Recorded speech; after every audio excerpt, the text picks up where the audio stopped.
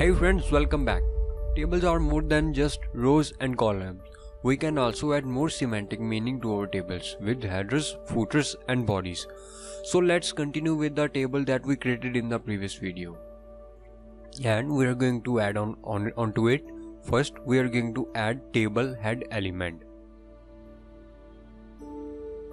Now, as you might imagine, a table head element appears towards the top of the table. So we will type T head for table head, and then we will close it down here, and this is going to wrap out first table row here. Now why are we doing this? Well, for the most part this is just more than sake of semantics. When you have really complex, really large table, it will make this easier to search for search engines. It will make it easier for screen readers, and finally it will make it easier to select the table head when we start working with CSS. So it will be much easier to actually say you want to style the table head and none of the rest of the table. Now, just like we have table header, we also have the table footer.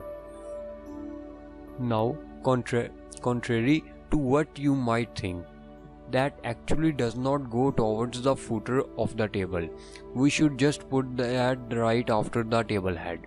However, even though we are putting it here, it will still appear at the bottom of the table. So inside here, we are going to create a new table row, and then we are going to create a table cell.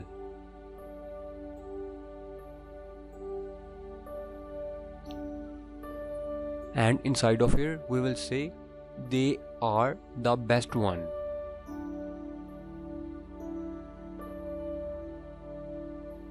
And as you can see, that's actually on appearing under first column, when really it would be pretty nice if it could actually span across both columns. So to do that, we are going to learn about a new attribute called colspan.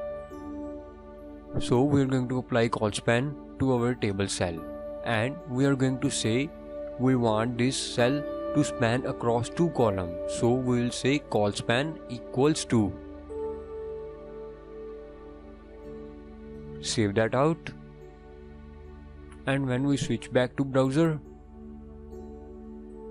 and refresh, you can see that that table cell is now spread across the two columns evenly. Now there are two more attributes that we should learn about here: the align attribute and the v-align attribute, or vertical align. So first, let's go ahead and try align our footer. So that's his center instead of the left side. So we will use the align attribute and we will go ahead and say center.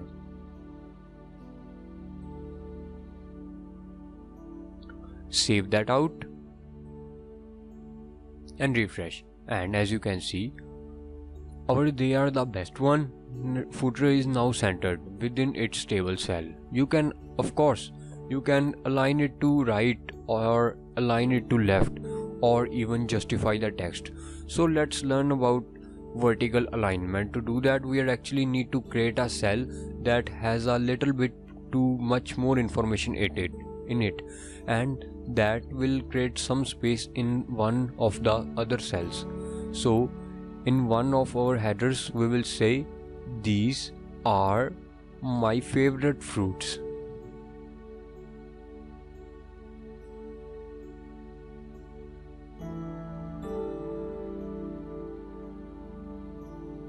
And then we will say just put in the line break here, so it actually creates some space.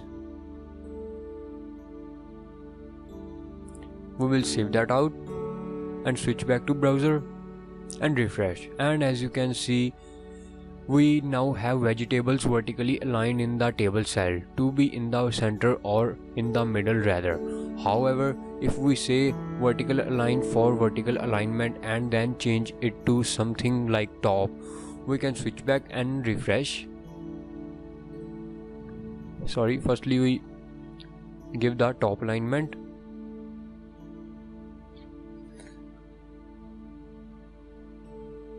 and then switch back and refresh, and it will now be towards the top of its table cell. Conversely, we can also say bottom to vertical align and switch back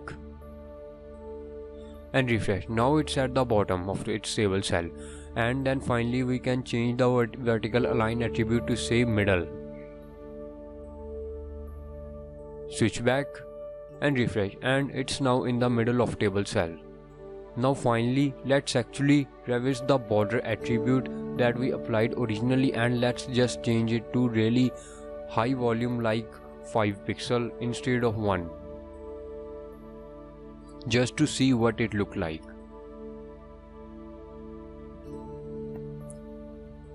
So switch back to browser. So as you can see, when we increase the size of the border, it adds this bevel and all the way around the border of the table, but it does not actually increase the thickness of lines between the cells. To do that, you need to use the cell padding or cell spacing. So let's add cell padding attribute to our table, and this will apply to all table cells. We will say 5.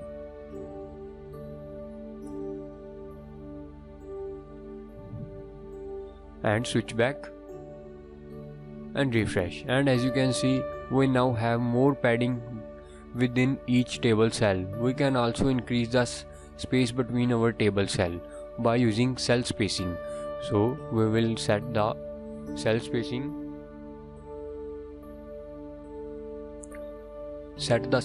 to 5 and switch back and refresh, and as you can see, we now have nice large border or spacing between each one of our cells. That about headers and footers in table. So guys, thanks for watching, and please subscribe my channel.